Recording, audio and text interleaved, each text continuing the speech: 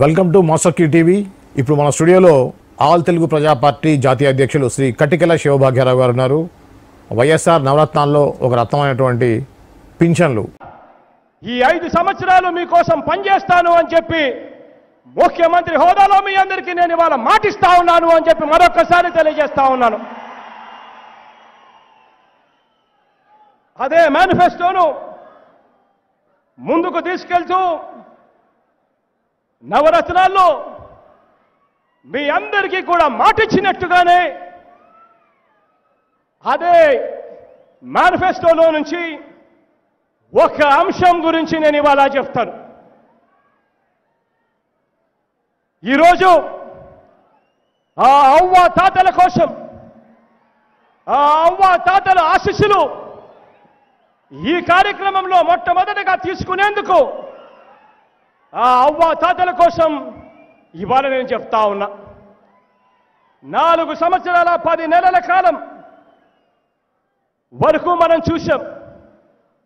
5 సంవత్సరాలు ముఖ్యమంత్రిగా ఎన్నిక కాబడితే 4 సంవత్సరాల 10 నెలల కాలం మన కళ్ళ ఎదురునే కనిపించింది.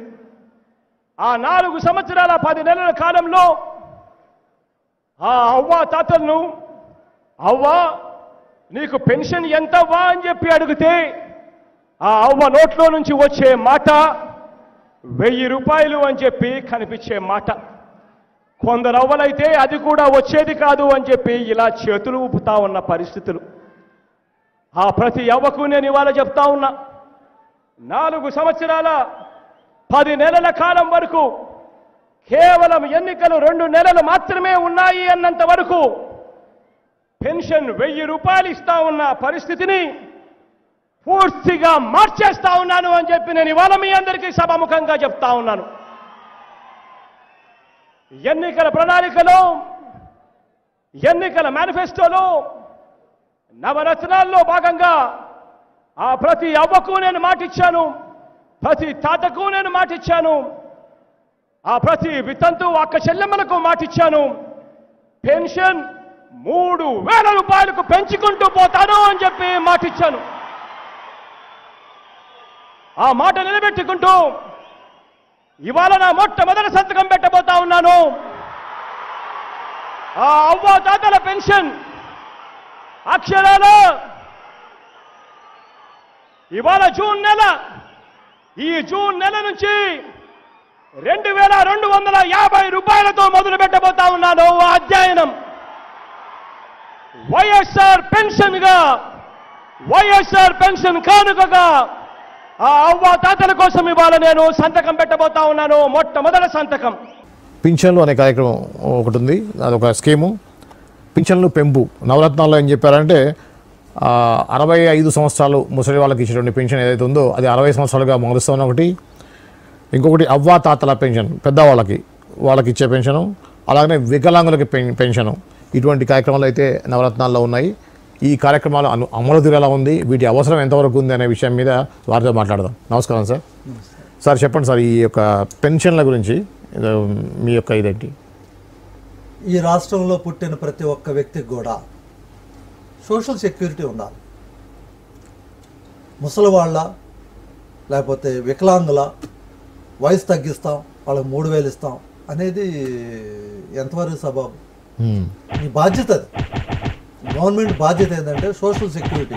ప్రతి ఒక్కరికి కూడా వారికి కావాల్సిన కూడు గుడ్డ, అదేవిధంగా వసతి, కూడు గుడ్డ వసతి ఇవి ఇవ్వాల్సిందే, ప్రాథమికమైనటువంటి అవసరాలు.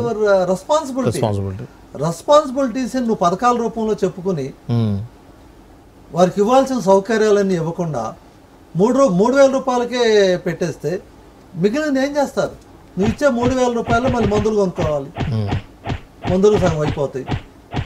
సో మరి ఇంకా వాళ్ళు ఎలా బతుకుతారు?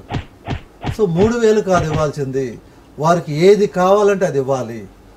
వయసు 40,000 పెంచుతాం, తగ్గిస్తాము, లేకపోతే 60,000 తగ్గిస్తాము, లేకపోతే వికలాంగులకి ఏమి కావాలో అది ఇవ్వాల్సిందే. It's government responsibility. పని చేసుకోలేని వాళ్ళు, కొంతమంది పని చేసుకోలేరు.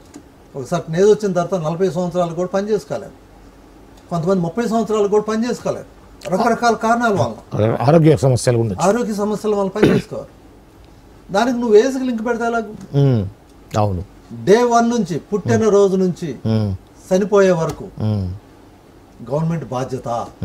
పని చేపించుకునే బాధ్యత నీదే, చూడాల్సిన బాధ్యత కూడా నీదే. నేను ఎంత వయసు ఉంటేనే 3,000 ఇస్తా, లేకపోతే నువ్వు వికలాంగుడు అయితేనే 3,000 ఇస్తా, ఇది కాదు. ఇది సంస్కారం కాదు, నీ బాధ్యత. కాబట్టి సోషల్ సెక్యూరిటీ యాంగిల్లో ప్రతి ఒక్క వ్యక్తికి కూడా వారికి ఏం కావాలో